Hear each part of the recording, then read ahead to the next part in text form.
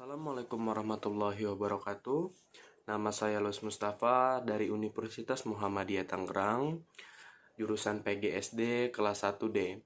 Saya akan menjelaskan tentang hakikat dan pengembangan manusia dari ilmu pendidikan oleh Pak Mawardi SSI MPD. Baiklah, berikut penjelasan dari hakikat manusia dan pengembangannya.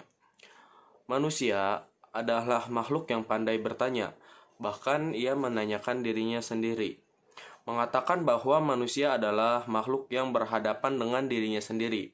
Tidak hanya berhadapan, tetapi juga menghadapi dalam arti mirip dengan menghadapi soal dan menghadapi kesukaran. Lebih lanjut, mengatakan bahwa manusia itu selalu hidup merubah dirinya dalam arus situasi konkret. Pengertian ini bermaksud bahwa manusia adalah makhluk cerdas yang selalu bertanya-tanya, bahkan ia menanyakan dirinya sendiri. Manusia mempunyai rasa keingintahuan yang sangat tinggi. Oleh karena itu, manusia dikatakan makhluk yang cerdas. Dan kita sebagai manusia patutnya untuk terus mengembangkan diri kita sendiri karena itu adalah kewajiban kita sebagai manusia. Manusia yang baik adalah manusia yang bisa mengembangkan dirinya dan bermanfaat bagi manusia yang lain. Nah, tentang hakikat manusia. Hakikat manusia secara utuh, ada beberapa pendapat atau pandangan tentang manusia. Yang pertama, aliran materialisme. Aliran ini memandang manusia sebagai kumpulan dari organ tubuh, zat kimia, dan unsur biologis, yang semuanya ini terdiri dari zat dan materi. Dengan demikian, bahwa aliran ini berpendapat bahwa manusia berawal dari materi dan akan berakhir pula menjadi materi kembali. Yang kedua, aliran spiritualisme. Aliran ini berpandangan hakikat manusia adalah roh atau jiwa. Sedangkan zat atau materi adalah manifestasi dari roh atau jiwa. Yang ketiga, aliran dualisme. Aliran ini menganggapan bahwa manusia pada hakikatnya terdiri dari dua substansi, yaitu jasmani dan rohani, juga badan dan roh. Pada pendapat pertama mengatakan bahwa aliran materialisme yaitu aliran yang meyakini bahwa manusia terbuat dari zat biologis dan zat kimia dan akan kembali lagi menjadi zat biologis dan zat kimia.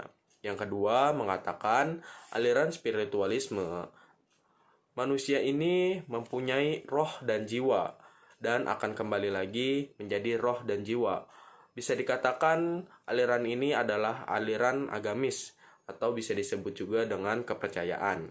Yang ketiga adalah gabungan dari yang pertama dan pendapat kedua, aliran dualisme. Aliran ini menganggap bahwa manusia itu mempunyai dua substansi, yaitu jasmani dan rohani atau yang disebut juga dengan zat, dan badan dan roh, yaitu raga dan jiwa.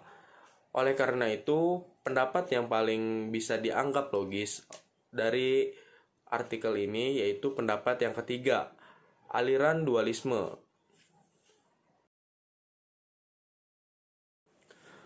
Manusia menurut pandangan Islam. 1. Kata al-insan. Kata al-insan dipakai untuk menyebut manusia dalam konteks kedudukan manusia sebagai makhluk yang mempunyai kelebihan-kelebihan. Yang kedua, kata basyar. Kata basyar dipakai untuk menyebut semua makhluk, baik laki-laki maupun perempuan, ataupun banyak. Menurut Musa Asy'ari mengatakan bahwa manusia adalah pengertian basar tergantung sepenuhnya pada alam, pertumbuhan dan perkembangan fisiknya, tergantung pada apa yang dimakan. Yang ketiga, kata al-nas. Manusia dalam arti al-nas paling banyak disebut dalam Al-Quran, yaitu 240 kali. Pengertian yang pertama, kata al-insan, manusia adalah yang berkedudukan di muka bumi ini. Jadi menurut Islam, manusia adalah makhluk yang berkedudukan di muka bumi yang diutus oleh Allah. Yang kedua, kata basyar. Kata basyar ini biasa dipakai oleh kepercayaan umat Muslim atau Islam untuk menyebut semua manusia, baik yang laki-laki maupun yang perempuan ataupun sebuah kaum. Yang kedua, kata al-nas atau biasa disebut juga wahai manusia. Al-nas yang paling banyak dikatakan dalam kitab suci Al-Quran, yaitu 240 kali. Wujud, sifat, dan dimensi manusia.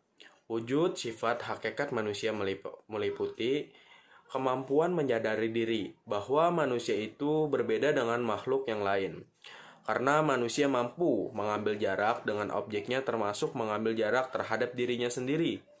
Yang kedua, kemampuan bereksistensi. Dengan kemampuan mengambil jarak dengan objeknya, berarti manusia mampu menembus atau menerobos dan mengatasi batas-batas yang membelenggu dirinya. Yang ketiga, kata hati. Kemampuan membuat keputusan tentang yang baik dan buruk bagi manusia sebagai manusia. Yang ketiga, yang keempat, moralitas. Eksistensi manusia memiliki dimensi moralitas. Manusia memiliki dimensi moralitas sebab ia memiliki kata hati yang dapat membedakan antara baik dan jahat. Menurut artikel yang pertama, yaitu kemampuan manusia yang menyadari bahwa manusia berbeda dengan makhluk lain. Karena manusia itu tersendiri diberi kecerdasan dan akal, juga nafsu oleh Sang Pencipta. Oleh karena itu, manusia adalah makhluk spesial yang tidak bisa disamakan dengan makhluk yang lain. Yang kedua, kemampuan bereksistensi. Maksudnya manusia dapat membuktikan bahwa dirinya itu ada. Manusia juga mampu mengatasi apa yang sedang dihadapi atau batas-batas yang membelenggu dirinya. Biasa disebut juga dengan masalah. Yang ketiga, kata hati. Manusia mempunyai kata hati. Maksudnya manusia dapat membedakan yang mana yang baik dan yang mana yang buruk oleh kata hatinya sendiri. Yang keempat yaitu moralitas. Moralitas adalah gabungan dari akal manusia dan kata hati manusia. Dan manusia bisa membedakan antara yang baik dan jahat oleh dua unsur tersebut. Dimensi manusia. Dimensi manusia terdiri dari beberapa aspek, yaitu dimensi keindividualan, bahwa setiap individu memiliki keunikan. Setiap anak manusia sebagai individu ketika dilahirkan telah dikaruniai potensi untuk menjadi diri sendiri yang berbeda dengan yang lain. Dimensi kesosialan, bahwa manusia dilahirkan telah dikaruniai potensi untuk hidup bersama dengan yang lain. Manusia dilahirkan memiliki potensi sebagai makhluk sosial. Yang ketiga, dimensi kesusilaan. Manusia ketika dilahirkan bukan hanya dikaruniai potensi individualitas dan sosial, melainkan juga berpotensi moralitas atau kesusilaan. Dimensi kesusilaan adalah bahwa dalam diri manusia ada kemampuan untuk berbuat kebaikan dalam arti sosial atau moral. Yang keempat yaitu dimensi beragama. Sebagai makhluk religius, manusia sadar dan meyakinkan akan adanya kekuatan supranatural di luar dirinya. Maksud pendapat ini, manusia adalah makhluk sosial yang dapat membedakan dirinya sendiri dengan makhluk lain. Dan manusia juga mempunyai rasa kesusilaan, yaitu rasa peduli tentang manusia dengan manusia yang lainnya. Juga memiliki agama atau keyakinan, atau biasa juga disebut dengan kepercayaan.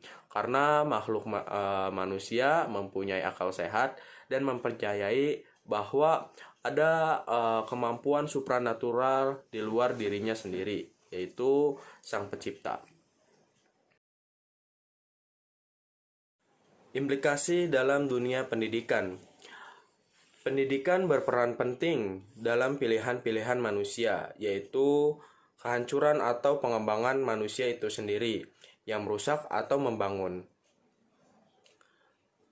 Louis Levi-Strauss dalam buku Manusia adalah misteri bahwa tujuan terakhir ilmu-ilmu manusia bukan membentuk manusia, melainkan menghancurkan. Jika pendidikan berpotensi pada persiapan masa depan dan bukan pada kemanusiaan manusia, maka pendidikan dapat menjauhkan manusia dari kemanusiaannya itu sendiri.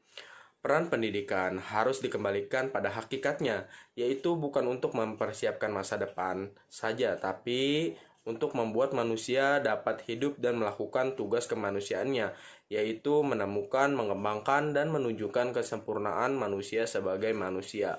Manusia adalah makhluk spesial yang diberikan akal dan pikiran, juga hawa dan nafsu, untuk menjalankan kehidupannya sendiri. Manusia juga adalah makhluk sosial yang dapat bersosial dengan manusia yang lain. Manusia juga mempunyai akal dan kecerdasan untuk menilai yang mana yang baik dan yang buruk. Oleh karena itu, jika akal dan kecerdasan itu tidak dipakai untuk membentuk dirinya sendiri, manusia akan menghancurkan dirinya sendiri. Maka peran penting untuk pendidikan kepada manusia yaitu membangun karakter dan kepercayaan di dalam diri manusia bahwa sesungguhnya manusia itu ditakdirkan untuk berkembang dan menjadi lebih baik. Oleh karena itu, manusia harus dan wajib untuk menempuh jalur pendidikan, karena itu semua demi dirinya sendiri dan demi orang-orang di sekitarnya. Oleh karena itu, kita sebagai manusia wajiblah untuk menuntut ilmu, karena menuntut ilmu adalah memperbaiki diri kita sendiri, memperbaiki masa depan, dan memperbaiki bagaimana diri kita menjalani kehidupan kita sehari-hari. Mungkin sekian yang saya bisa sampaikan dan jelaskan. Kurang dan lebihnya saya mohon maaf. Billahi taufiq wal hidayah. Wassalamualaikum warahmatullahi wabarakatuh.